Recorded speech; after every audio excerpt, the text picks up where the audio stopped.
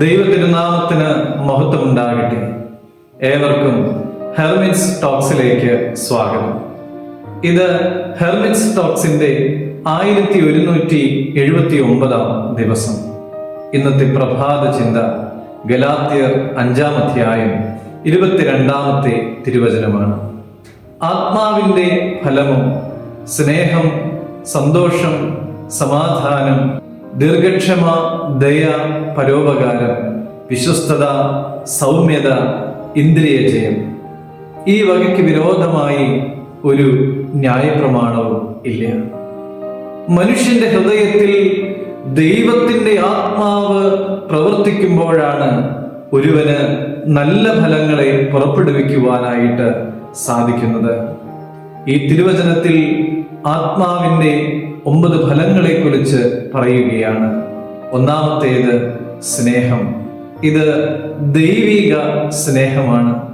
യേശുതമ്പുരാന്റെ ജീവിതം ഈ സ്നേഹത്തിന്റെ മകുടോദാഹരണമാണ്.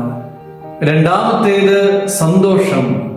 പ്രശ്നങ്ങളുടെ നടുവിലും ദൈവത്തിലുള്ള വിശ്വാസം കൊണ്ട് നാം ഉള്ളിൽ അനുഭവിക്കുന്ന സന്തോഷമാണിത്.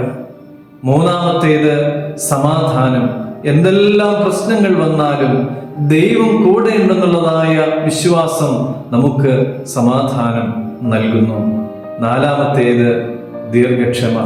വേഗത്തിൽ കോപിക്കാതെ സമാധാനത്തിൽ ജീവിക്കുന്നതാണ് ഇത്. അഞ്ചാമത്തേത് ദയ. മറ്റുള്ളവരുടെ വേദന മനസ്സിലാക്കി അവരെ സഹായിക്കുന്നതാണ് ദയ. ആറാമത്തേത് പരോപകാരം. ദൈവത്തിന്റെ മക്കൾ മറ്റുള്ളവർക്ക് അനുഗ്രഹമായി മാറണം. 7 വിശ്വസ്തത. ദൈവത്തോടും സമ സൃഷ്ടികളോടും. 8 സൗമ്യത. എല്ലാറ്റിനോടും മൃദുവായ സമീപനം. 9 ഇന്ദ്രിയ ജയം. കോപം, ആഗ്രഹം മുതലായിട്ടുള്ള എല്ലാ വികാരങ്ങളെയും അതിജീവിക്കുവാനുള്ളതായ, കീഴടക്കുവാനുള്ളതായ പ്രാപ്തി. പ്രിയമുള്ളവരെ, ഈ വലിയ നോമ്പിൽ ഈ നൽവരങ്ങളെ പ്രാപിക്കുവാൻ തക്കവണ്ണം നമുക്ക് നമ്മുടെ ജീവിതത്തെ ക്രമപ്പെടുത്താം. ദൈവം അനുഗ്രഹിക്കട്ടെ.